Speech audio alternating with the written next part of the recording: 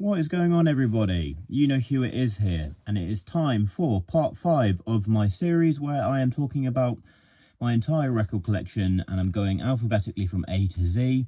So as I've started every other video in this series, I just want to say that yes, I do talk about mostly metal on this channel, but for the majority of the time I've been collecting vinyl, so about 10 years. I was collecting a lot of other genres, so there'll be a lot of the stuff in this video that isn't necessarily metal, but I'll be trying to spend more time focusing on the heavier stuff. So picking up where I left off the last video, I have got the second album in my Nile vinyl collection, and this is the album Black Seeds of Vengeance, which I believe is their sophomore album and is a really great solid album. I feel like their writing and the production kind of went up a step on this one. And then I think you've got one of their best records following that, and that is In Their Darkened Shrines, which is a really wonderful album. And I feel like some of the more instrumental side of it, the more like Sugi tracks where they're using the sort of Eastern instrumentation, really came sort of full force on this record. And that is even further reinforced by the follow-up album, which is the amazing Annihilation of the Wicked, which is probably my favourite Nile album, and it is up there with the very best, in my opinion, on one of my favourite death metal albums of all time. It is a genius album, absolutely brilliant. Following on from that, I've got the newest one I got, and this is the recent repress of Those Whom the Gods Detest. This is a really fantastic re-release of this sort of mid-career album, and I think it's one of their better mid-career albums. I feel like from this period onwards, you know, there's a lot of very good stuff, but I feel like the albums from front to back weren't quite up to that level, and I feel like some of the times the production is a little bit questionable, but I still enjoy a lot of the stuff here. I've got the most recent one as well, The Underworld Awaits Us All. Yeah, some really busy songwriting on this. They're still just going as full force as ever.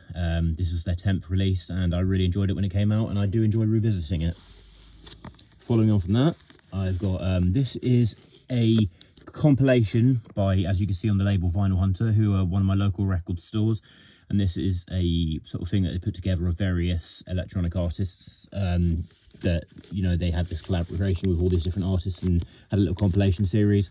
Following on from that, I've got this platinum collection, Nina Simone, which is this was a gift when I was getting into vinyl. My mother actually gave this to me, and you know, I do like Nina Simone. I think she has a fantastic voice, and she was a wonderful performer. I've also got her Live at Town Hall record, which has some amazing songs on it as well, really demonstrates her abilities as a live performer. Following on from that, I've got the iconic In Utero album, obviously 90s grunge, Nirvana, really phenomenal record. Obviously Kurt took the songwriting in a more challenging direction on this album compared to Nevermind. And then following on from that, I've also got the iconic MTV Unplugged in New York, which is obviously a phenomenal live album. Everyone's heard of that. Going on from that, I've got Notorious B.I.G. with Ready to Die, obviously golden age hip hop. Biggie, one of the best lyricists to ever feature in the genre, and just amazing personality. Gone too soon, rest in peace. Following on from that, I've got This Is No Worries, which is a collaboration between Knowledge, whose beat tape I featured on the last episode of this series, and Anderson .Paak, who I've also featured a solo album from in, I think, the first edition of this series. This was one of the first records I ever bought. Amazing pressing. The duo are a match made in heaven. This is just really soulful hip-hop beats with his brilliant singing, and yeah, this is one of my most listened to records due to the amount of time that I've owned it and just how replayable it is. Following on from that, I've got This Is Object with Cocoon Crush, and this came out, I think, in 2019. And this is kind of like really glitchy, experimental EDM, very smart stuff, very quality, skillful production. On from that, I've got the German progressive death metal outfit Obscura with their album Acroasis. Really great modern progressive death metal, just very techy, very good songwriting. This is one of their strongest albums, I think. Saw them live as well. They're a very good live band. And then after that, I've got Odium with the Sad Realm of the Stars, and this is very melancholic black metal, very beautiful. Just you know, doesn't really get enough praise, I don't think. I'm trying to think of the name of the band that I think it's quite similar to. It's gone off my mind right now, but there is another band. I'm just gonna piss me off that I don't know this off the top of my head, but yeah, really pretty stuff. Also, this is Off with Free LSD, and this is a modern hardcore punk album. This band had been going for quite some time. This album came out, I think, sort of 3 or 4 years ago. Just really furious stuff, really fun to listen to, and yeah, it's just a very solid album. Following off from that, I've got, this is Olafur Arnold with, what's the title of this one? It's Some Kind of Peace. And yes, this is a peaceful album, very pretty electronic pop, just really soothing. Really like listening to that one when I want to have a nap or if I just want to chill out on a nice day. After that, I've got, this is Ordos, who are a doom metal band who've been going for a little while now, and this was their debut album. I think this is probably their strongest album in my opinion. Really great band, really underrated. I wish they got more praise because I think they deserved it. I think the guitar playing, songwriting, vocals, particularly the vocals, was really good. I've had this record for a very long time. Yeah, that's Ordos with House of the Dead. And following off from that, I've got Opium Grave with Obliterator. Now, Opium Grave, I got this through Altair Productions in Portugal. And this is a sort of krautrock instrumentation meets black metal, doom metal aesthetics. And it's a really cool, really strange combo going on there. Following on from that, I've got an album that I got around Christmas time. This is Oromet with The Sinking Isle, some of the most beautiful funeral doom that I've heard in a very long time. And then following on from that, I've got Panzerfaust with the Sons of Perdition 4. This is obviously the 4th edition in their Sons of Perdition series. I caught these guys live last year at the Damnation Festival. They are incredible live band. Their writing is so good. It's really intelligent, really highbrow, just avant-garde, death, black and death progressive metal. Just really great stuff. And I need to get more of their music on vinyl because it's all killer, no filler.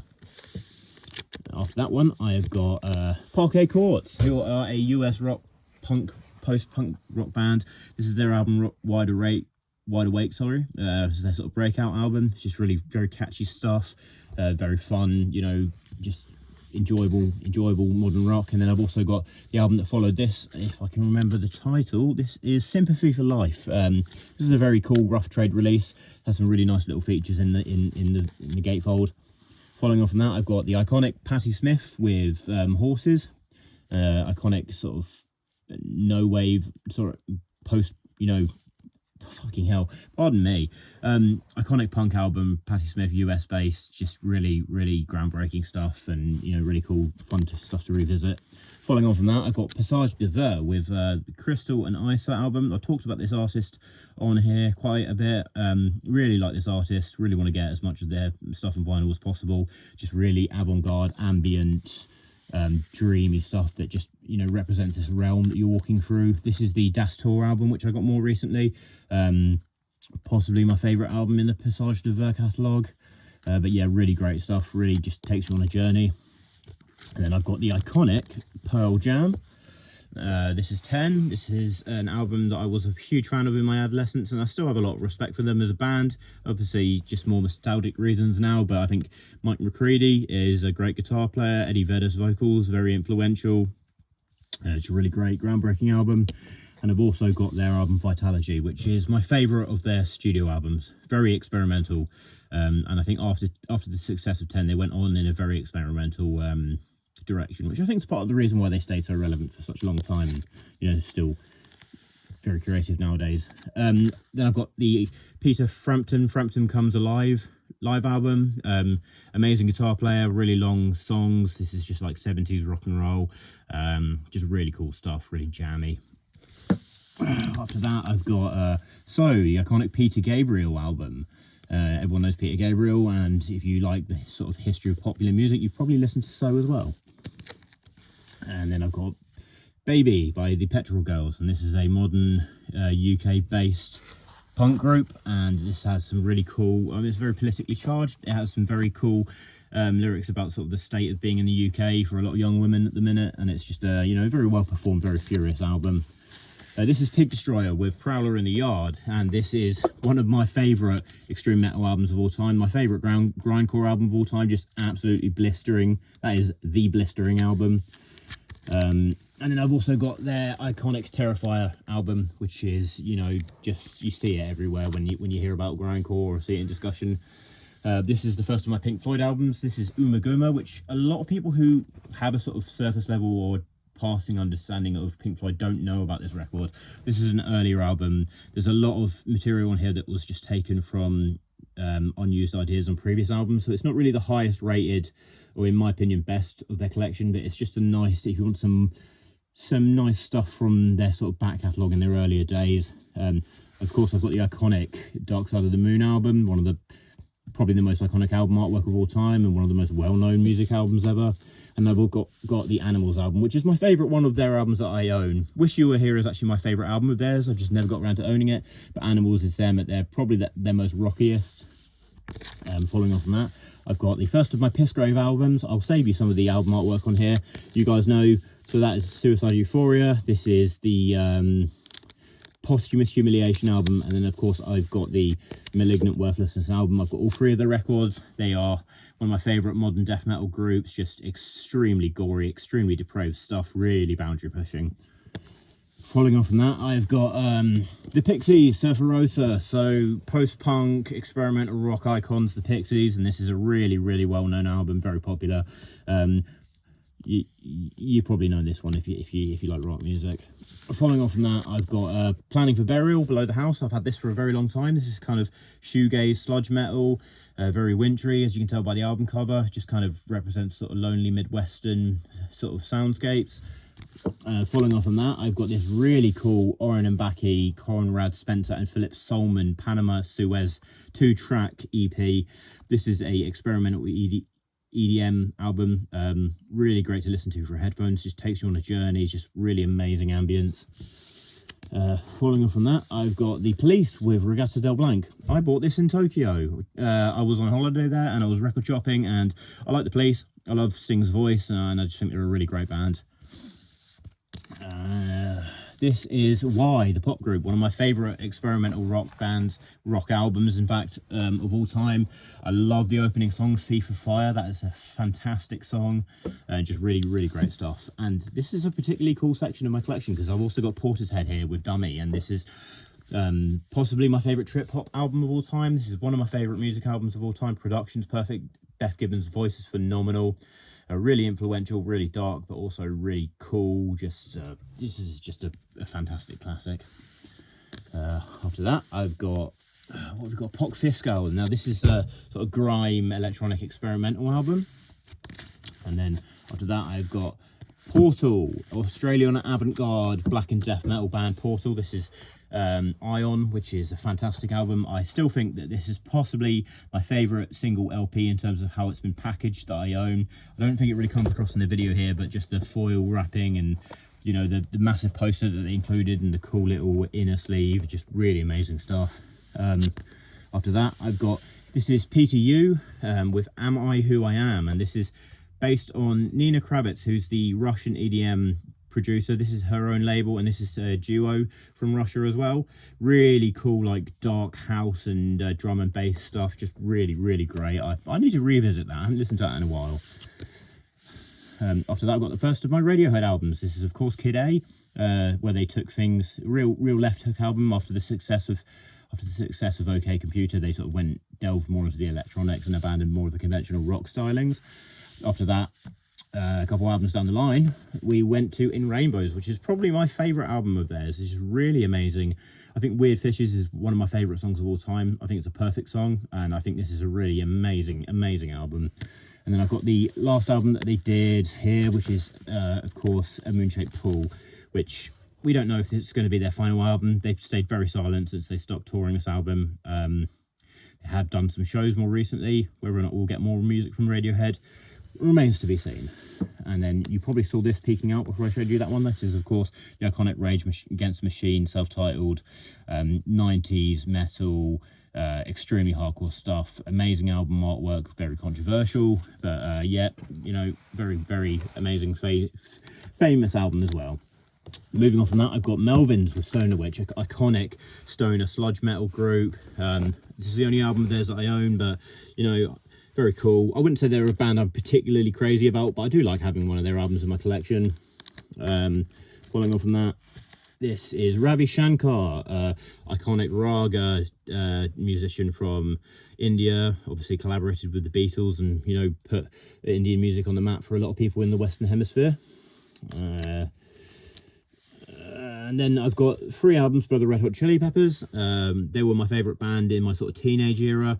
I don't really rate them as highly as I used to when I was a kid, but, you know, I've got these albums, nostalgia reasons. This is some of the earliest records I bought. Blood Sugar Sex Magic, obviously the Breakout album. Following on from that, you've got the massive Californication album, and then I've got their I'm With You album, which is one of the ones that featured Josh Klinghoffer on guitar, actually. No, this is the Getaway, sorry. This I'm With You was the other album. This is the Getaway. After that, we've got Regurgitate, Hate-Filled Vengeance, grindcore, gore grind, furious, fast, short release, but gets a lot through the through your ear holes in a short space of time. Following on from that, we've got a Replicant, who are one of my favourite modern death metal bands. Very avant-garde stuff, very haunting. This is Malignant Reality. It's the 2nd album. And I've also got the incredible Infinite Mortality release that came out a couple of years ago. Really, really great album. Really great stuff. Currently in the process of trying to organise an interview with them. This is Ripikulu with Musta Ceremonia. Finnish doom metal iconic record, just really, really dark, really stormy, brutal. I love this record. I want to listen to this just right now. I want to put it on. I'm going to put it on straight after this video.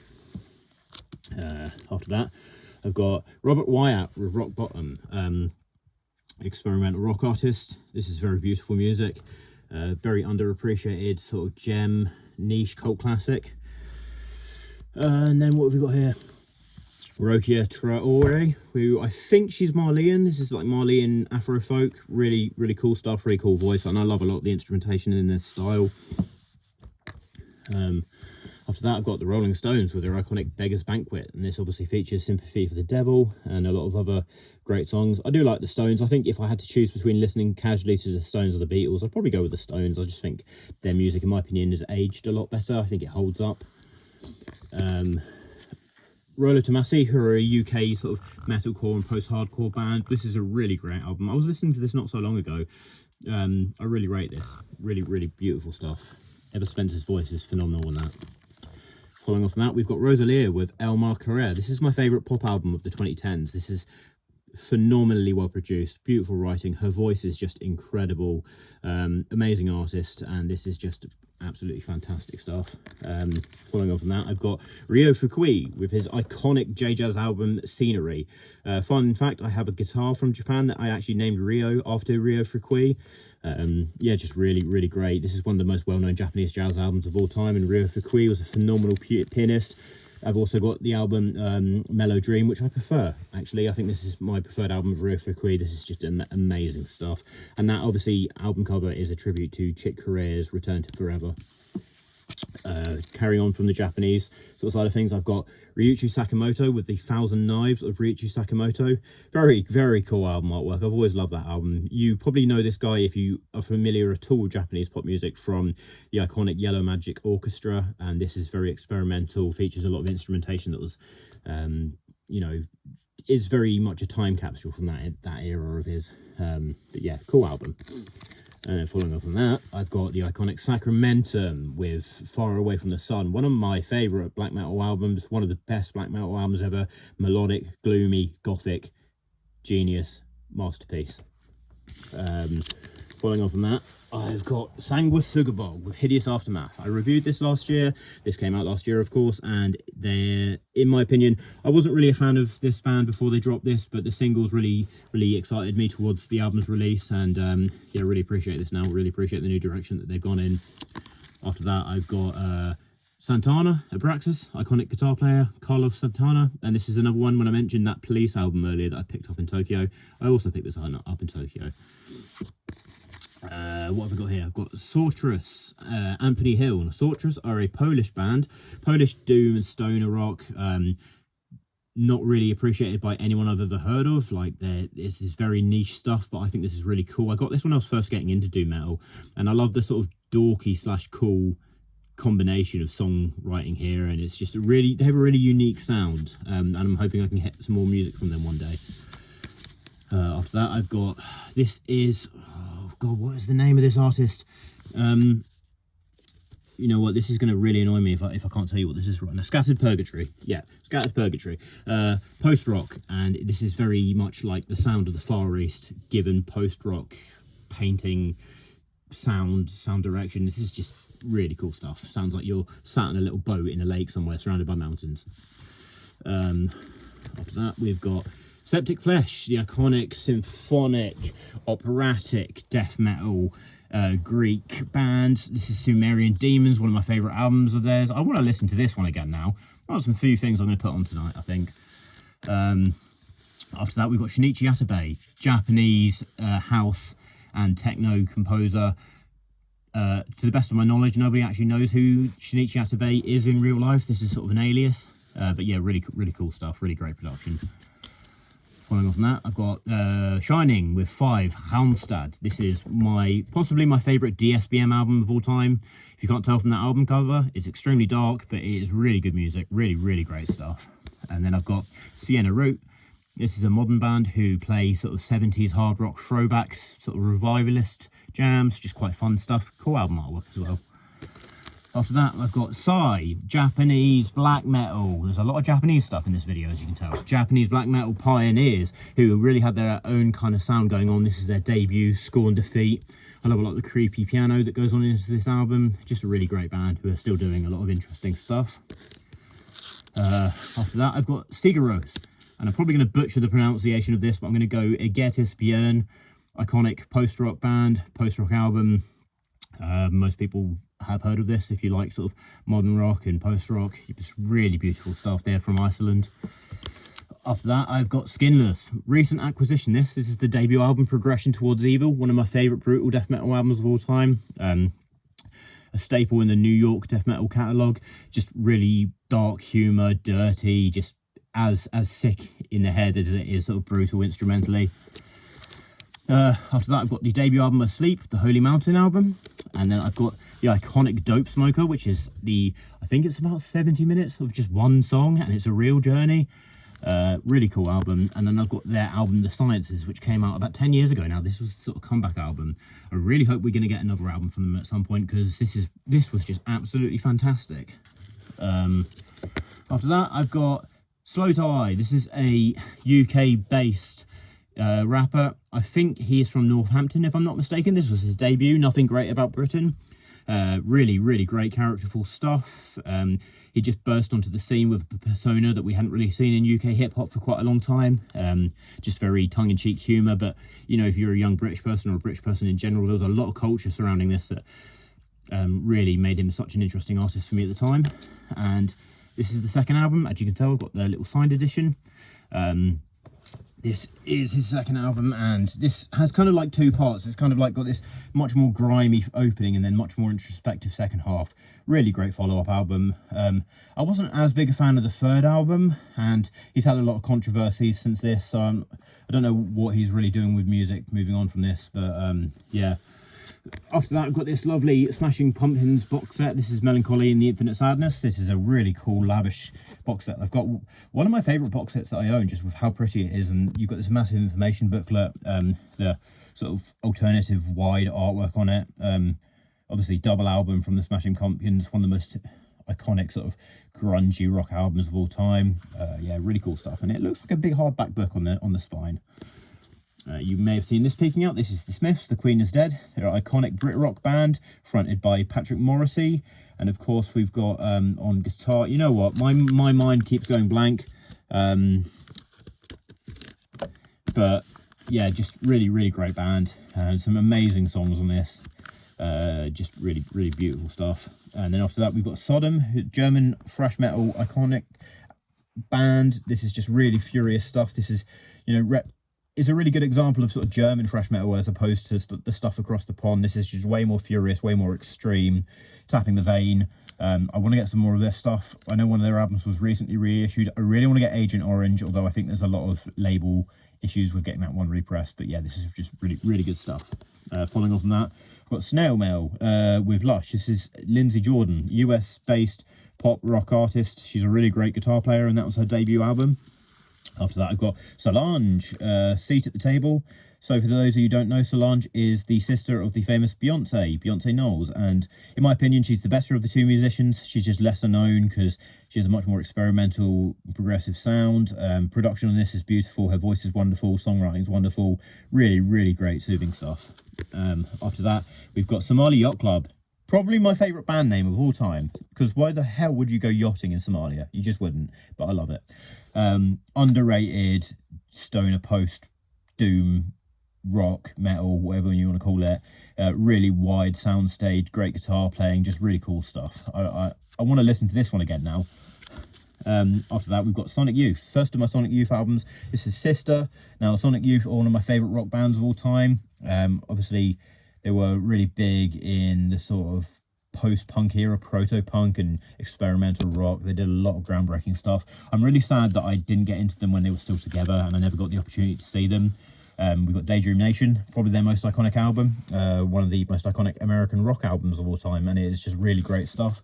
And we've also got the wonderful Goo album, which is, you know, just got some very cool songwriting, and just these three albums are just very consistent, very high quality rock albums. And I should always get some more Sonic Youth because they've got so much great stuff. Yeah, I think, no, I've got one more. This is The Bridge by Sonny Rollins, and this is sort of hard bop. Is this a Blue Note release? I think, no, I can't quite tell. It's got Jim Hall on guitar, which is pretty cool. Interesting lineup. This is what I love about a lot of these albums, these jazz albums, is you get like a newspaper article on the back that details a lot of the story behind a lot of the stuff on here. Really cool album. If you want some cool hard bop, I'd recommend that. And I've got another one to talk about. Oh yes, finishing this episode off is going to be Soul Glow with Diaspora Problems. This came out about 3 years ago. This is a hip hop hardcore punk album. Phenomenal stuff. Really loud, really aggressive. Great rapping, but also great just rock and, you know, hard, shreddy vocal performances. So yeah, guys, that's going to conclude it for this video. Stay tuned, I've got one more episode to film. If you watched this whole thing, you're a legend. Stay brutal as always, and follow me on Instagram at YouKnowHughMetal. See you later.